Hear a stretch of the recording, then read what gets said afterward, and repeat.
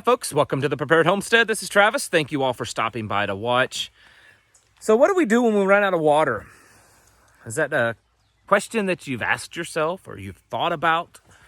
What happens when we start to run out of water? Not every place in the country, or certainly on this planet, is dealing with that. But we are seeing a lot more areas across the United States and across the world dealing with drought conditions.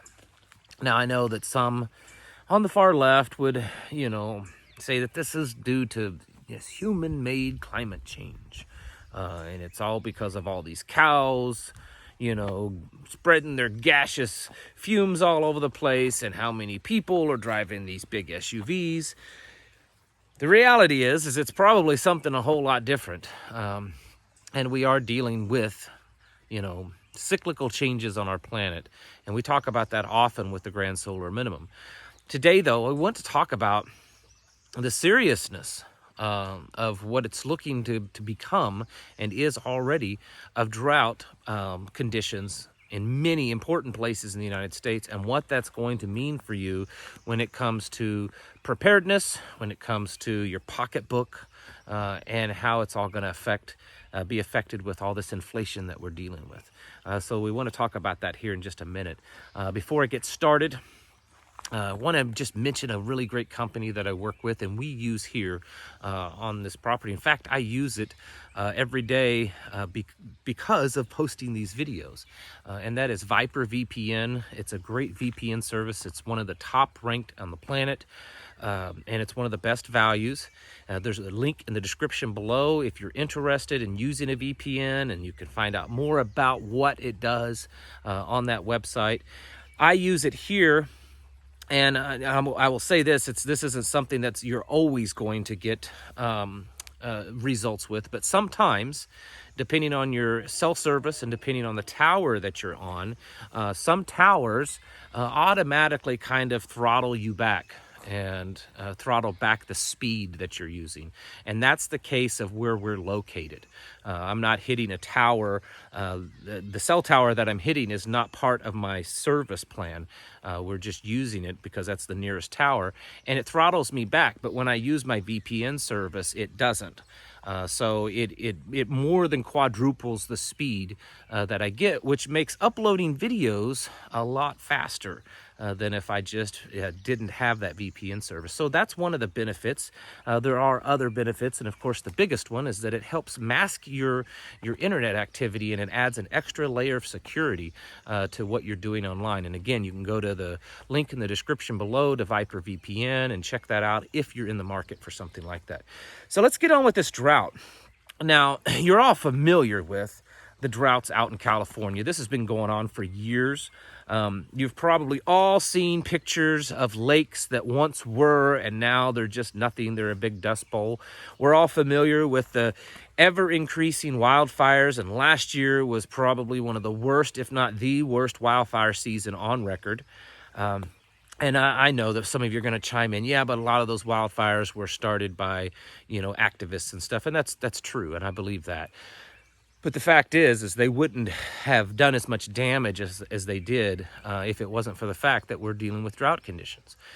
And California's probably dealing with it the worst right now, but it is spreading across the United States. And California, it's a big deal there alone. Who knows what the wildfire season is going to be like this year because of it. I was reading the other day that they're estimating that at least 25% of the farmland in California will not be planted this year because there's just not enough water to water the plants. And that's a big deal since California is the single biggest producer of most of the fruits and vegetables that we get that are from here in the United States. I understand that there's other states that produce them, but California produces a lot. And so if they're not going to be able to produce, if it's going to be 25% less than normal, that's a significant cut considering all the other things that are happening right now in the economy and in agriculture and the supply chain. So that's pretty significant. But we're seeing in other places too. Arizona, Nevada, Utah, And I know that's way out west, and you're like, well, they kind of deal with drought conditions too out there, but it's all the way up into the South Dakota, North Dakota area. The upper Midwest is dealing with drought. I noticed one farm channel that occasionally they do YouTube stuff, and they're a big farm. Occasionally I'll watch a video from them because they're pretty entertaining. And they were saying that they haven't had rain in weeks, that it's extremely dry there. And even here in the Ozarks, while we're not necessarily into drought conditions, maybe it's different where you're at, but here where we're at, we haven't quite got the rain that we would normally get. Again, we're not in drought conditions, and it has rained a lot in the sense that it's rained many days over the past couple of months, but we haven't gotten, received large amounts of rain in those days. It's usually just been kind of a slow drizzle all day long, whereas we have periods where we get, kind of a big deluge of rain. In fact, this creek, you can't see it right now. Let me see if I don't know if I'm in the right position. Yeah, you can see it right there. Okay, see this creek here? The level of water that's in it right now is about what it would look like in July and August. Normally this time of the year, that water level, I don't know if I can do this, about where my finger is here, that's about where the water would be up to. This, it would be at least 6 inches or more higher than it is right now. So we're unsure of what that's going to mean long term this year. Come summer, is it going to be really dry around here? In fact, here's some maps that I'm going to put up. The first one is the soil moisture level in the United States. And as you can see on that one, a lot of the United States is having some critical conditions right now. In fact, southern Missouri and going down into Arkansas, it looks like Louisiana, places like that, are one of the few places in the United States that's not dealing with critical, levels or reductions of soil moisture. But most of the United States is dealing with it, especially the areas that are big crop producing areas. And then this map that I'm showing you is a map of just rainfall that their water is down, the drought conditions. And so it's not as bad, it doesn't look as bad as the moisture content of the soil, but it's certainly getting there. And we're seeing this more and more. In fact, here's another article. This one is talking about how the drought conditions in the United States, especially out west, but it really talks about the rest of the United States, are at a 1,200-year level, meaning that we're getting to the level that it's the worst it's been in 1,200 years. Now that's significant, and I don't know how necessarily they know what the drought conditions were 1,200 years ago. Hold on, this tree right here is smacking me, so I'm going to move my camera a little bit.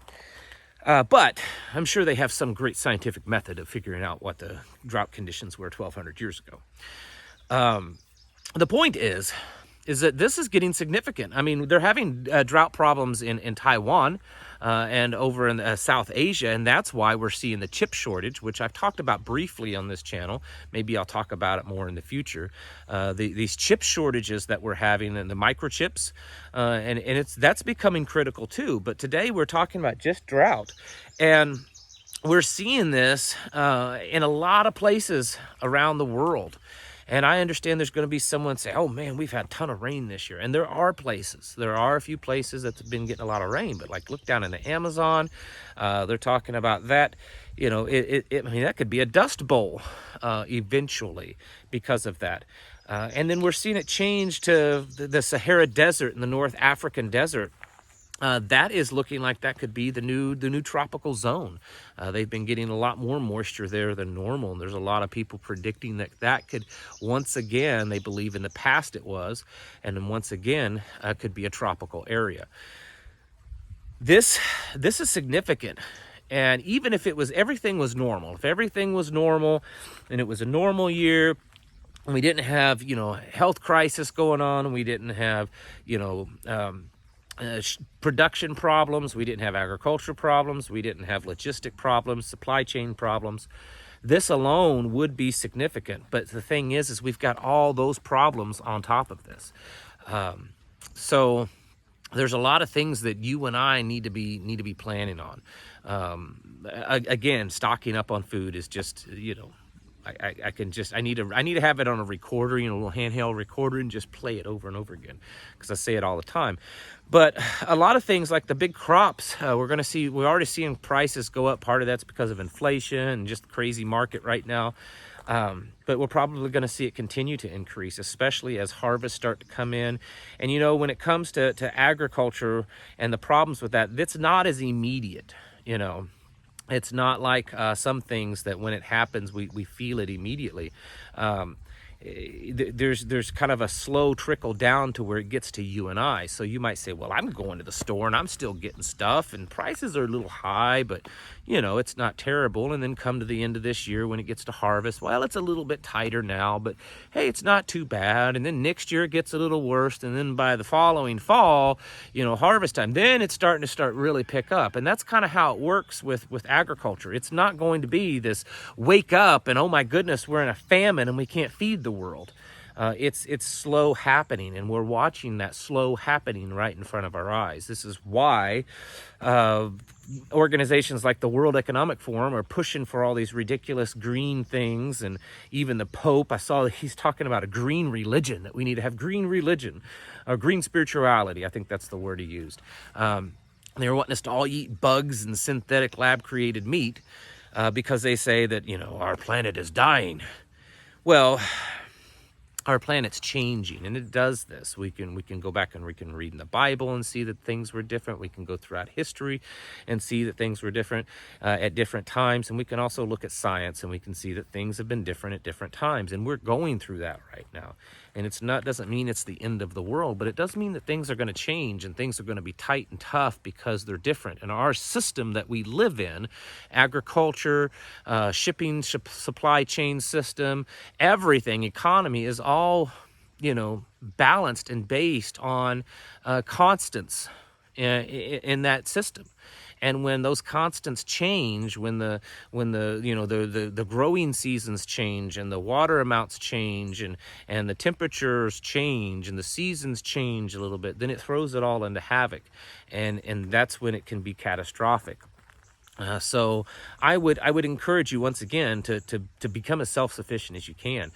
But, on your property, for instance, like here, and I'll give you just an example of us. We have ample water. We have water coming through a well, a good well. We have a spring on the property. We have this creek behind us, and it's spring fed. And the spring head of that is right across the road from us. So we have good water supply, but we also are working on others. We're working on increasing our water catchment, rain catchment system.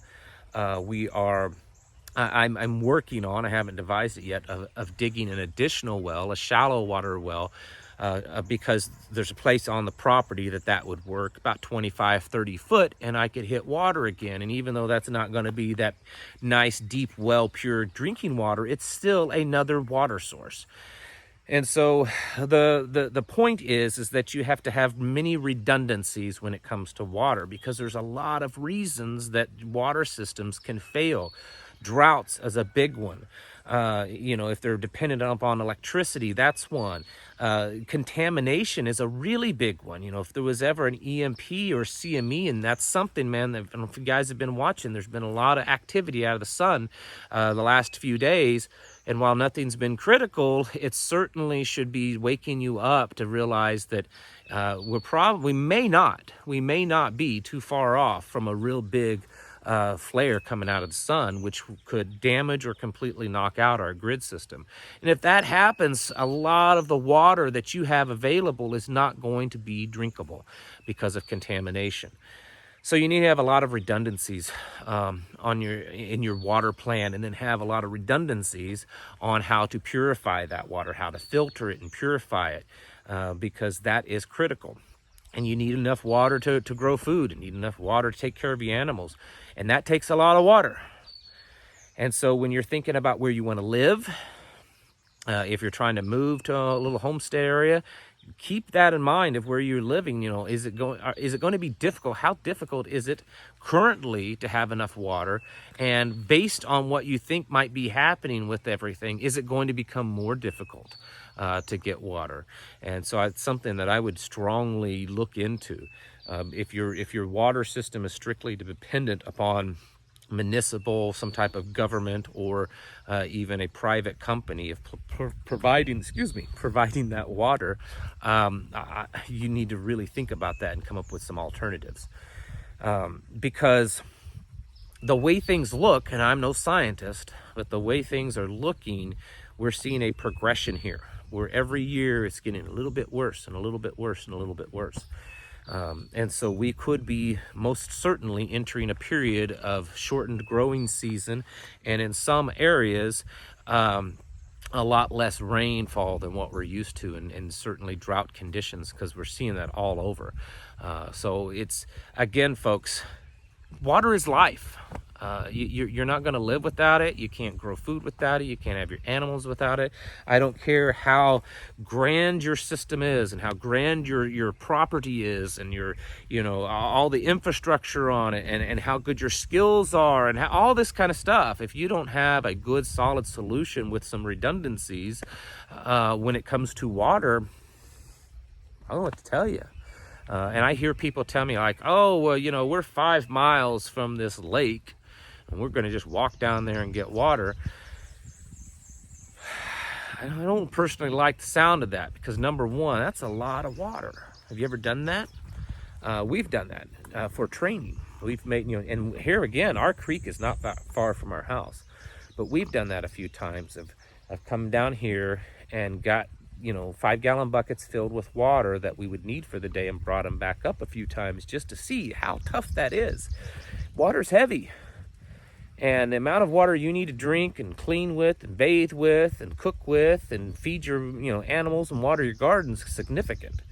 And if you're going to be carrying that all in buckets from miles away, that's going to be tough, and there's no guarantee that you get there and that water is going to be accessible. There may be someone with lots of guns that's laid claim to it or whatever. There's a lot of variables in that plan, and a lot of them that don't look so good. So folks, start coming up, if you haven't already, with some redundancies, some alternatives to water for yourself, for your animals, for your property, because this is starting to look pretty serious. It has for a while. And this year is starting to line up. I mean, we're already out of the big rainy season for most of the country, for the most part. And it's not looking so good right now. Not every area is critical, but when you start realizing that, for instance, here, most of our water comes in March, April, and May. And while we've gotten a somewhat decent amount, it's not been as much as the last few years. That may mean that our June, July, and August is going to be super dry. Who knows? Last year it was. But we had a really, really rainy spring, and it, you know, we didn't notice it as bad.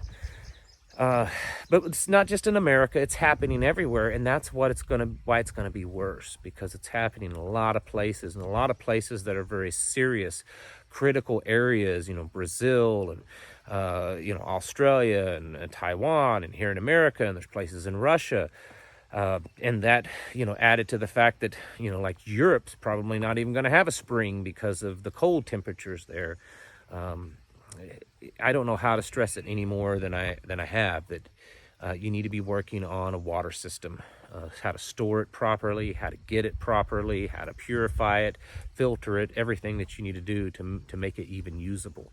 And I personally, if I were you, I would not only figure out a plan, but train on that plan. You know, if your plan is to purify your water through boiling and stuff, take a day where your family takes all the water that they consume that day, and you have to boil it. Even if you don't have to right now, still do it anyway, so that you know what it's like. If you have to get it from a creek, whatever it is, if you have to run it through a filter, do that every once in a while, so you know what it's like to provide water for yourself in those conditions. All right, folks, thank you all for watching, and I'll catch you in the next video.